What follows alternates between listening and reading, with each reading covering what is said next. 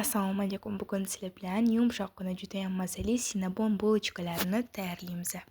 Idishimizga 300 ml iliq sut, 2 choy qoshiq quruq droji, 2 osh qoshiqda shakar solib, venchikda aralashtirib olamiz.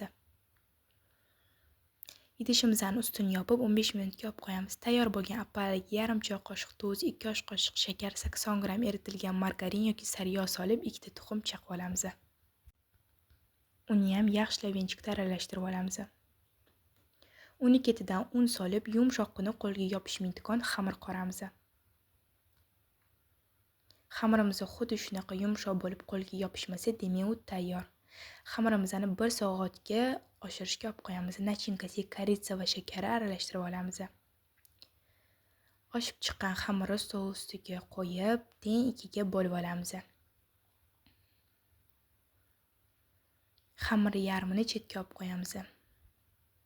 Ish stolimizni unlab, xamirni to'rtburchak ko'rinishda yoyib olamiz.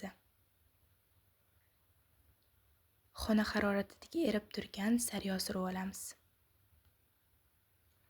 Koritsaning yarim qismini sepib olamiz. Va xuddi videoda ko'rsatilgandek qilib o'rab tugib olamiz. Oxirgi qismini shunaqa chimchilab tugib olinglar.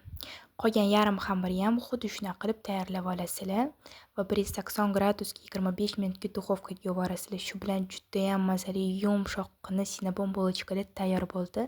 Men ustiga zukshonli molokodan foydalandim. Sizlar saxarni pudra va tvorojniy sirdan foydalansanglar bo'ladi. To'liq retsept kommentariyada. Hammaga yoqimli ishtaha.